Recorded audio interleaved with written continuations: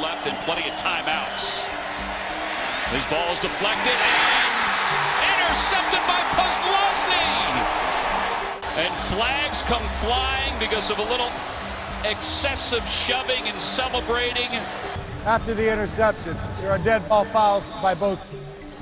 First dead ball personal foul is on 89, the original offense. The other dead ball foul is by 20 of the intercepting team.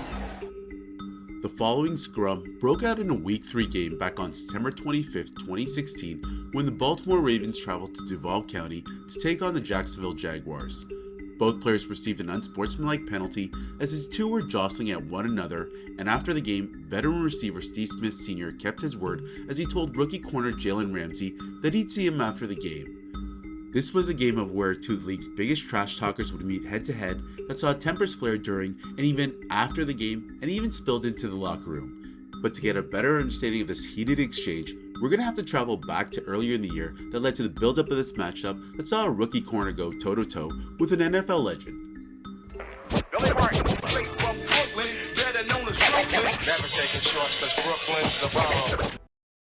Former Jags cornerback Jalen Ramsey came into the league largely regarded as the best defensive player in the 2016 NFL Draft.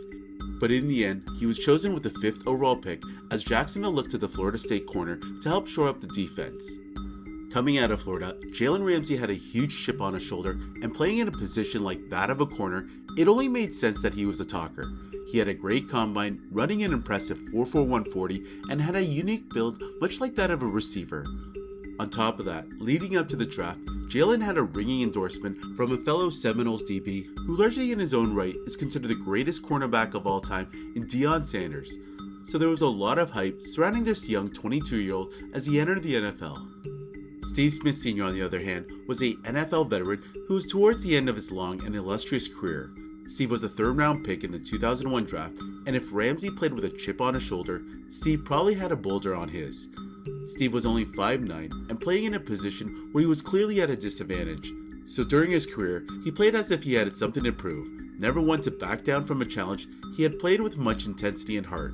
And in the season before in 2015, the receiver had suffered what looked to be a career-ending Achilles injury. But not one to bow out of the game limping off the field, Smith Sr. rehabbed his way back into the 2016 season. That being said, heading into this game, you could kind of get a sense of how both players were feeling. Jacksonville came off 2 straight losses against the Packers and Chargers, and Jalen in both games combined for a total of 8 tackles, 1 tackle for a loss, and a quarterback hit. However, coming off a 38-14 loss to San Diego, where the Chargers receivers had a field day, Ramsey was most likely looking to have a bounce-back game against the Ravens.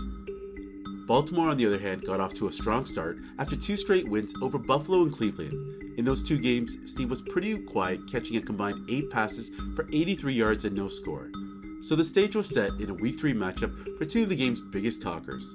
While at the time, Ramsey was still fairly green, but we've come to know the corner over the years as a trash-talking DB who won't hold back against any opponent. After a fairly quiet start to the game, Steve would catch his first pass from Joe Flacco late at around the 5-minute mark of the first quarter on a 23-yard slant where the receiver was able to get away from Jalen Ramsey. This catch and run from the receiver put the Ravens offense right outside of Jacksonville's red zone. And a few plays later, Flacco, after reading all his options and finding no open receiver, ran the ball in for 7 yards to give the Ravens the go-ahead lead. On the next drive, Jaguars QB Blake Bortles threw a wobbly pass intended for Allen Robinson but was intercepted by CJ Mosley, which gave the Ravens the ball back. During this drive, Flacco connected with Smith Sr. for his second catch of the game on a short pass to the sideline right before being tackled by Ramsey. Baltimore would eventually get into field goal range running the ball before Justin Tucker kicked in a field goal to secure a 10-point lead for the visiting team. On the next couple drives, both teams would exchange punts before Blake Bortles finally put his team on the scoreboard.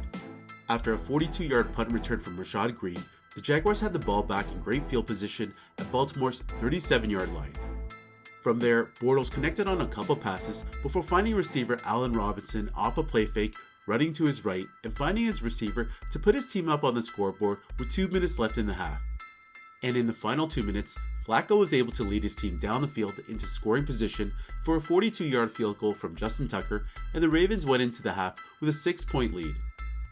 The third quarter saw Baltimore push the ball down the field through the run of running back Terrence West. Flacco then connected on a 21-yard pass down the middle to Smith Sr. before ultimately settling for another 3 points after a Mike Walsh drop in the end zone. And this drop pass also marked the end of Flacco's 21 straight completions in the game. The Ravens now held a 16-7 lead, and the pressure began mounting on Bortles to lead the offense to bring the game back within a score. The Jags QB on the next drive went 4 for 5 on top of a 9-yard run down the sideline and now had his team in scoring position. After a short completion to Marquise Lee, Bortles threw a perfect pass in the end zone to Robinson, which was initially ruled as an incompletion but later overturned. And now Jacksonville were only down by 2 points in a close encounter. Guys, before we continue, make sure you turn on all notifications. A lot of you have complained that you're not seeing my new uploads on your home pages. Also, if there's a video you'd like to see, let me know in the comments section below.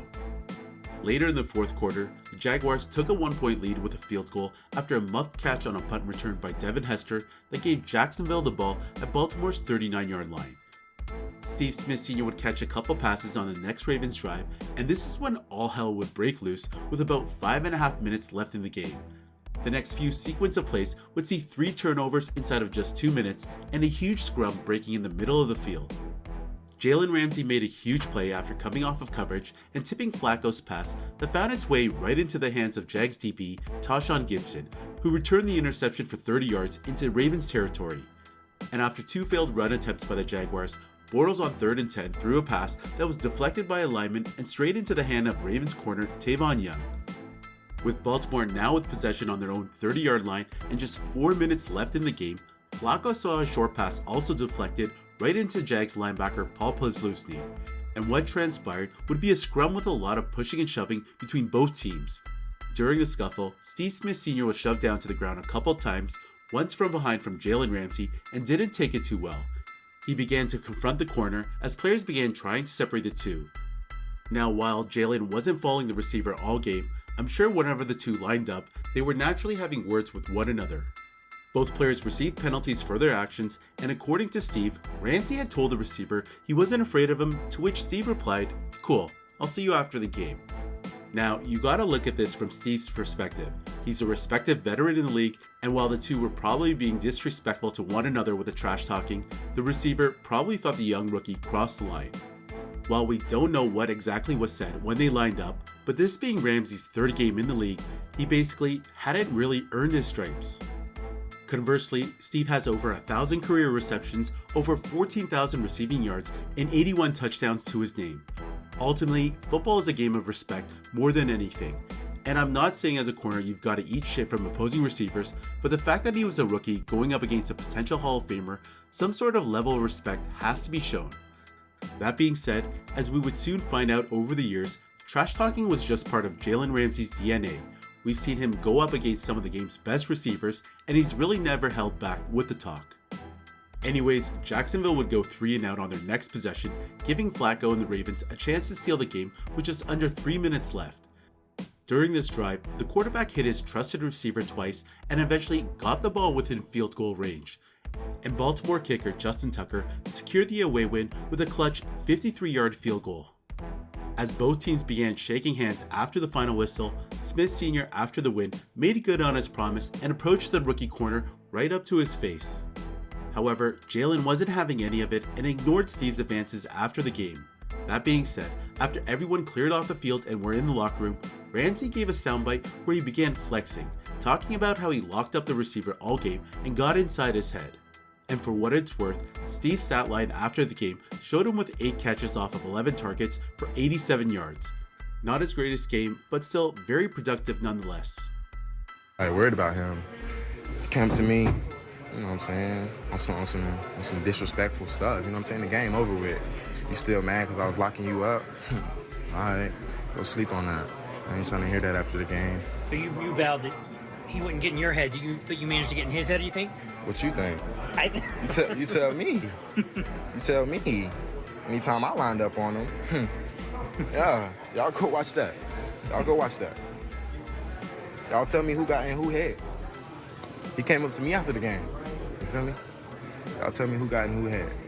You an old man acting like that.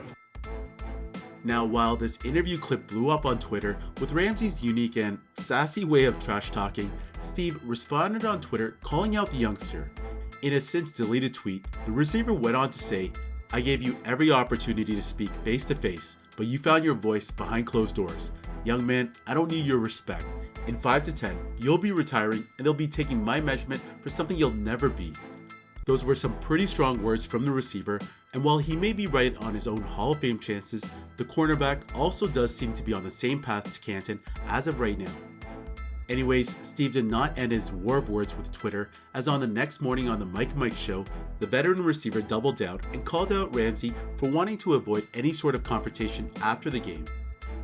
One of the picks, it was kind of some pushing and shoving. I came in kind of, hey, push, shove a little bit, and all of a sudden, bang, I got hit in the back. And I kind of fell. As they say, old man, I fell over. But I didn't have a hard time getting up, but I got up. And he said, "I'm not scared of you." I said, "Okay, cool. I'll see you after the game. I'm not scared of you." Okay, so I went to public school, SKOOL. So that means you understand what I'm talking about. So after the end of the game, I had a little chit-chat with him. He didn't have anything to say. Get in the locker room, he's talking. While it now seems that the two have patched things up and let bygones be bygones, this was still indeed an interesting matchup that spilled off the field. Basically, in the end, these were just two fierce alpha male competitors who used trash talking to gain an upper hand on their opponents. You think you can still shut me down? I do, man. You know I do. Like, we wired the same way. We wired the same way, man. It ain't no Exactly. when we get out there on that field, man. It's straight competitiveness. Yeah. If you don't have that mindset that you had while you were playing, the mindset that I try to play with every week, man, you might as well not be out there.